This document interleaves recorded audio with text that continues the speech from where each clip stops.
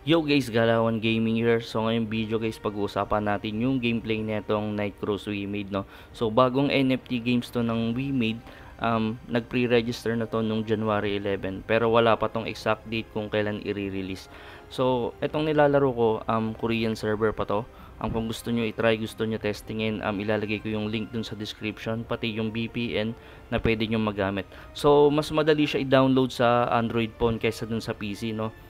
Baka kailangan kasi ng Korean number na i-verify pa pag sa PC, and hindi ko alam, hindi ko rin kasi na-download sa mga emulator, kaya mas ayan, sa phone ko na lang siya nilalaro. So ayan guys, so umpisahan natin guys sa item. So ayan yung pinaka main item natin, yung mga boots, armor, weapon. Yung second ayun yung accessories natin, yung mga earrings, necklace, bracelet, and parang sa mirror din talaga. Tapos yung pangatlong slot, ayan, andyan naman yung mga artifacts natin. So yung iba, na ano ko na to, na translate ko na, yung iba bigay PvP, PvE, iba-iba siya. Pero naka-close pa kasi sa akin, isa pa lang yung pwede kong gamitin. So yung, ayan, nabibili lang din yan guys. Pero hindi ko lang alam kung saan pa siya iba nakukuha. Pero ayan, kinuha ko lang, binili ko lang yan dun sa may NPC. May nabibili kayo na ganyan. Yung pang-apat naman, yung parang mga gem, ganun. So, yung akin kasi, wala akong suot kasi na basag. So, nangyayari kasi dyan, parang kagaya din talaga sa mirror. Pero ano, yung sa akin, plus 3 pa lang, nabasag na siya. Plus 3 to plus 4. Ewan ko kung bakit ganun.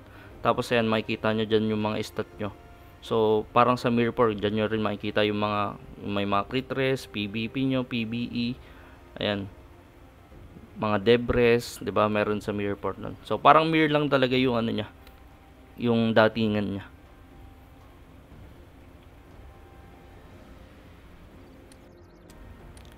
Second naman natin guys yung skill natin. So warrior ako na spear build. Ayan yung mga skill ng warrior na spear build, no.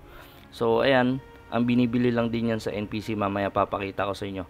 Yung sa auto skill naman, ang parang sa mirror lang din talaga, ida-drag down nyo lang pagka gusto nyong i-auto. Pagka ayaw nyo naman, ida-drag up nyo lang siya. Ayan, kagaya ng ginawa ko. Pag umilaw yan, ibig sabihin, naka-auto skill siya pagka naka-auto banner kayo sa mga monster. Ayan. So, ipapakita ko sa inyo yung mga skill book. So, ayan, 80k. Yung iba, meron dyan, dalawa kasi yung NPC dyan eh. So, dun sa kabila, para ma-open yung skill nyo. So, dun umaabot ng mga 9M, 5M. So, umahal dito. Importante talaga dito yung gold natin. Ayan yung mga skill book. So, punta naman tayo sa pangalawang bilihan ng mga skill book. Dito, mahal yung mga skill book dito. Umaabot ng mga 9M.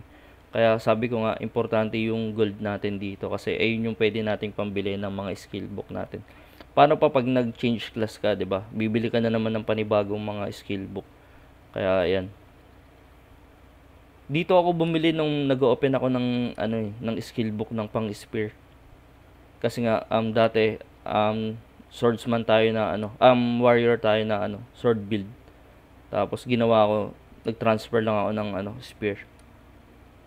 Ayan. Umaabot ng 80M, 27, 'di ba? Ang mahal ng mga skill book.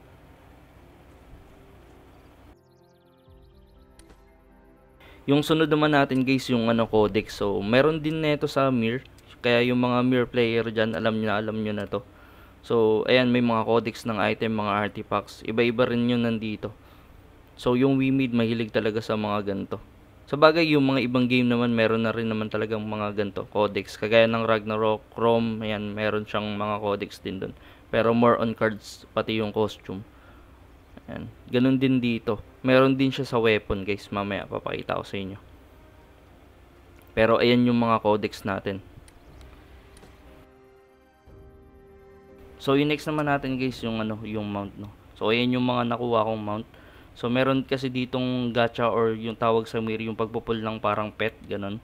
So, dito, ang pinupul dito ay mount, glider, pati yung, yung costume ng, nung mga weapon. Ayan. Ayan yung mga nakukuha natin. Yung pinaka-legendary dito ata, yung red. Pero, ayan yung mga mount natin. Tapos, meron din siyang parang codex ng mount. So, ayan.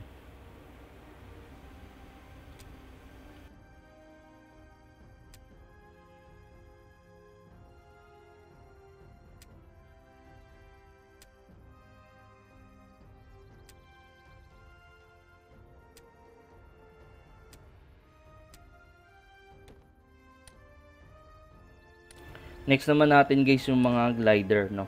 So makikita nyo, ayan, pag tumalon kayo sa high ground, magkakaroon kayo ng pakpak, ayan.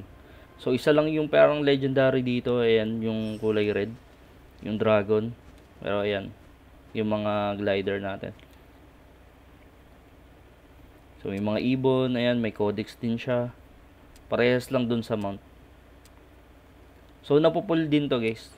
Gaya nga ng sabi ko kanina, nakakapag-pull ng mga costume ng weapon, ayan. Ito naman guys yung oras ng world boss. Ayan, isang 12 PM, 8 PM, tsaka 12 AM. Ayan, so yan tatlo na yan. Pwede tayong mag world boss ng ganyang oras. Pero hindi natin alam kung pagdating sa global kung babaguhin nila yan. So kung naglaro ka na ito, ang mangyayari, tas nasa Pilipinas ka, tapos KR server yung nilalaro mo, -1 lang. Parang 11 AM, 7 PM, tapos 11 PM. Ayan.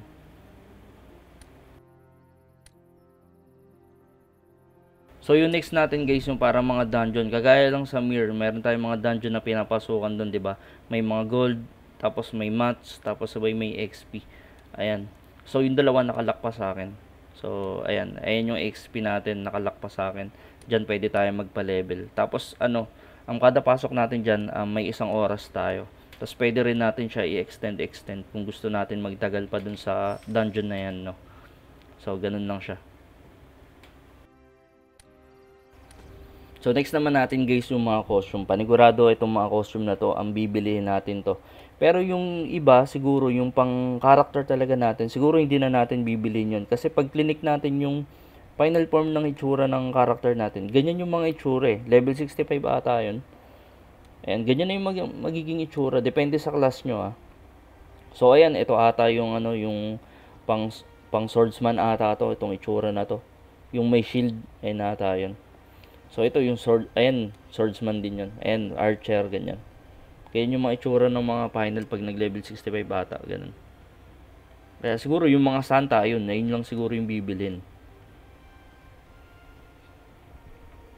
So next natin guys yung guild, no. So dito sa guild, meron dito mga daily login, tapos sabay may mga guild quest din. So ayan, kinuha ko 400 monster na papatayin, ayan. Tapos, ang kagandahan dito sa guild, yung emblem nyo, pwede nyo siya ilagay sa kapa. Ayan, nakikita nyo yung emblem. Mapupunta yun sa kapa ko, ayan. Nakadepende sa inyo kung gusto nyo siya gamitin. Makikita nyo lang naman siya dun sa may class nyo. Ayan, kung gusto nyo ilagay or ayaw nyo. Ayan, papakita ko.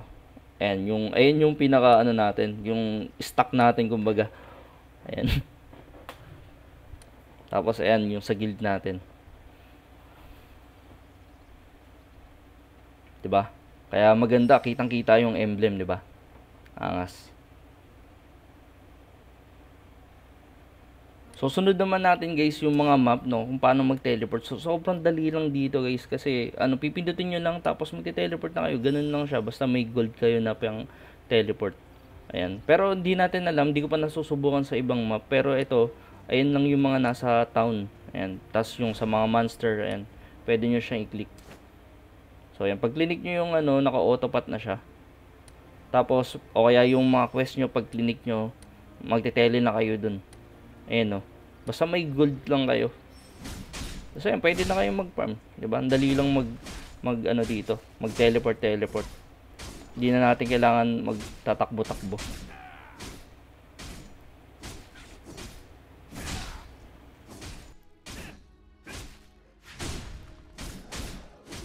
Yun guys, thank you so much sa panonood at huwag kalimutan mag-subscribe at like sa video natin. So sana nagustuhan niyo yung video.